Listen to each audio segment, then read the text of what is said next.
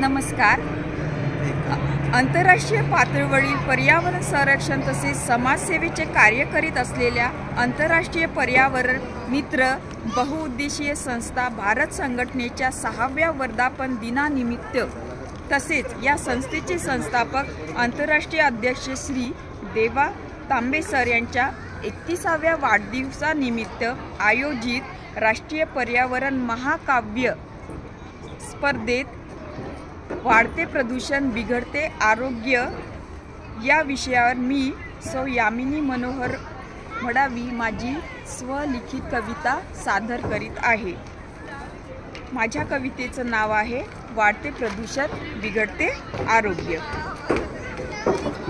काय सांगावी कुणाला दशा या भूमातीची, काय सांगावी कुणाला दशा या भूमातीची।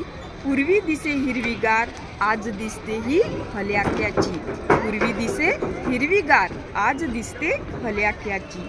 मनुष्याच्या या यंत्रणेने निर्माण झाले कारखाने, मनुष्याच्या या यंत्रणेने निर्माण झाले कारखाने। निघताच धुरांडा त्यातूनी दिसतात वेगवेगळी प्रदूषणे, प्रदूषणाच्या या विळाख्याने घेरले आहे मानवाला, प्रदूषणाच्या या विळाख्याने घेरले आहे मानवाला। किती निघावे त्यातूनी जखडत जाई आरोग्याला, किती निघावे त्यातूनी जखडत जाई आरोग्याला। होई निर्माण भयंकर रोग, होई निर्माण भयंकर रोग। भोगी मनुष्य त्या सर्वास घेता कितीही औषध पाणी, परिणाम होई आरोग्यास।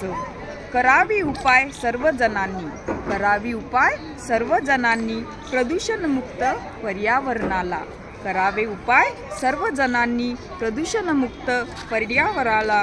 झाडे लावावी अनेकांनी मिळेल दिशा जगण्याला, झाडे लावावी अनेकांनी मिळेल दिशा जगण्याला। धन्यवाद।